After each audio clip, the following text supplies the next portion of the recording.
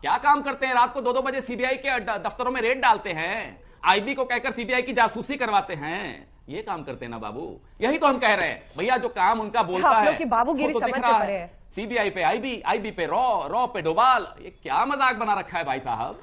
क्या मजाक बना रखा है संबित भाई साहब? 70 साल में अटल जी की भी सरकार थी, आपने तो उनको भी गाली दे दी। मैं बताता हूं, रुक के बोला करिए। अरे 1500 गांव में बिजली थी, 6 अंजना लाख जी, आपने- जब आजादी मिली थी, आजादी में आपका कोई योगदान नहीं, मैं याद दिला दूं।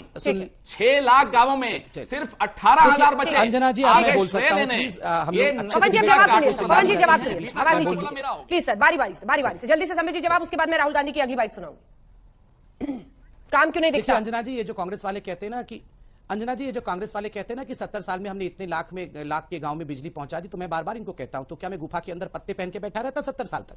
आपने कोई दया कर दिया जो बिजली पहुंचा दी? 18,000 गांव क्यों छूट गए थे, इसका जवाब दो। जो दुर्गम गांव थे, जो डिफिकल्ट प्लेसेस थे, जिनको आप लोगों ने सोचा कि वोट बैंक की राजनीति के लिए वहां तो बिजली भी देने की आवश्यकता नहीं, वो क्यों छूटी हुई थी, इसका जवाब दीजिए। और दूसरा, आपने कहा नहीं, आपने कहा ना बाबू बाबू बाबू बाबू, इतना कुछ कहा नहीं। मैं बोलता हूं, ये जो बाबूडम है आपका, गांधी फैमिली का बाबूडम, नेहरू जी के बाद इंदिरा गांधी के बाद राजीव गांधी के बाद सोनिया गांधी के बाद राहुल गांधी, ये क्या बाबूडम बना के रखा है भैया? ये बाबूडम नहीं चलने वाला है, जनता का राज चलेगा, जनता का राज। ठीक है, ज्यादा बाबू बाबू बाबू बाबू मत करिए। जनता का राज चलेगा, किसका राज चलेगा? लेकिन धर्म के इर्द गिर्द जो राजनीति हो रही है उस पर राहुल गांधी ने, आप ही के अध्यक्ष की बात सुना रही हूं। छोटा सा जवाब जल्दी से सर, पवन जी एक लाइन में, आप अपने अध्यक्ष की बात नहीं चलने दे रहे। एक लाइन में तो जी जरूर।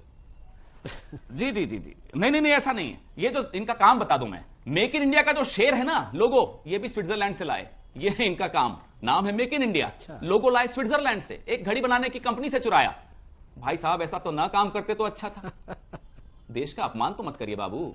अब आपने छेड़ दी ऐसी, अब संबित जी का जवाब लेना पड़ेगा। अब तो आना ही पड़ेगा अंजना जी, मुझे भी। अंजना जी, मुझे तो वो दिन याद आ गए। अंजना जी, मुझे तो डिबेट का हसीन दिन याद आ गए। आपको याद होगा जब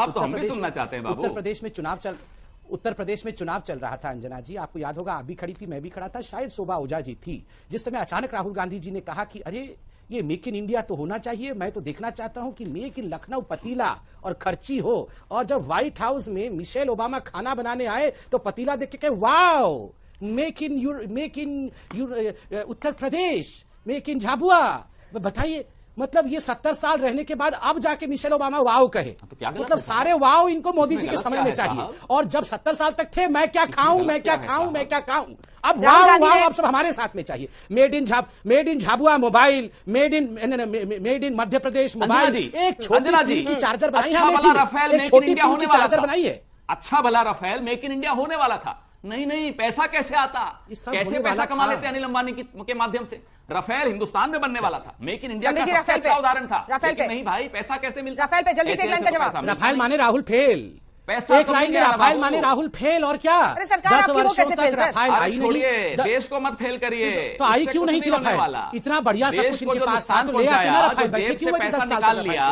वो पैसा कहां छिपाया? राहुल गांधी कार्डबोर्ड का रफेल लेके पैसा कहां छिपाया बाबू, ये भी बता दो। ये कहां छिपा है? अनिल अंबानी के पास छिपा है, विजय माल्या के पास छिपा है, नीरव मोदी के पास छिपा है, पवन जी जवाब सुनिए सर। कार्डबोर्ड का रफाल लेके ललित मोदी के पास छिपा है। भैया छिपा किसके पास है? ये कहां जवाब देंगे? हाथ में कुछ उठा लिया संबित जी ने, देखिए पहले। अरे संबित जी ने हाथ में कुछ उठा लिया, नहीं वो हाँ, वो कार्डबोर्ड का रफाल लेके राहुल गांधी घूम रहे हैं। अरे हिम्मत होती तो असली रफाल लेके 10 साल में। चले, हिंदुत्व के मुद्दे पर कैसे राहुल गांधी ललका रहे हैं, पर जल्दी से सुना देते, देखिए राहुल गांधी क्या कह रहे हैं, जल्दी से ये दोनों बातें उनकी सुनाइए जल्दी से। ये जो बीजेपी के लोग हैं, फ्रैंकली हिंदू धर्म की बात करते हैं, ये हिंदू धर्म को समझते नहीं है।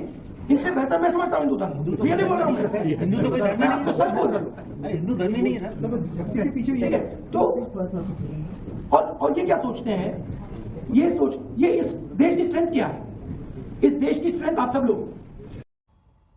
हिंदू धर्म मैं उनसे बेहतर समझता हूं। संबित पात्रा जी वो कह रहे हैं, जो हिंदुत्व के नाम पर आप सोच रहे हैं कि पॉलिटिक्स चमका लीजिएगा, अब आप ही के खेल में आप ही के तरीके को अपनाकर वो आपको मात देना चाहते हैं। संबित नहीं, वो तो हिंदू धर्म समझते ही हैं, तभी तो 2008 में कहा था ना कि हमें हिंदुओं से ज्यादा खतरा है, एलईटी से खतरा नहीं है। बहुत समझते हैं हिंदू धर्म को, तभी तो उनकी माताश्री ने कहा था कि Ram does not exist, Ram मृतक है। हिंदू धर्म को वाकई समझते हैं, तभी तो इन्होंने कहा था हिंदू आतंकवादी। हिंदू धर्म को बहुत समझते हैं, तभी तो पानी पी के हिंदुओं को कोसते हुए कहते हैं हिंदू पाकिस्तान, हिंदू तालिबान, गंदा हिंदू राम मंदिर चाहता है। कितना हिंदू धर्म को समझते हैं कि अभी शिवलिंग और चप्पल की बात थोड़े दिन पहले कर रहे थे। देखिए, इतना हिंदू धर्म को समझने और सोचने की कोशिश मत करिए राहुल जी।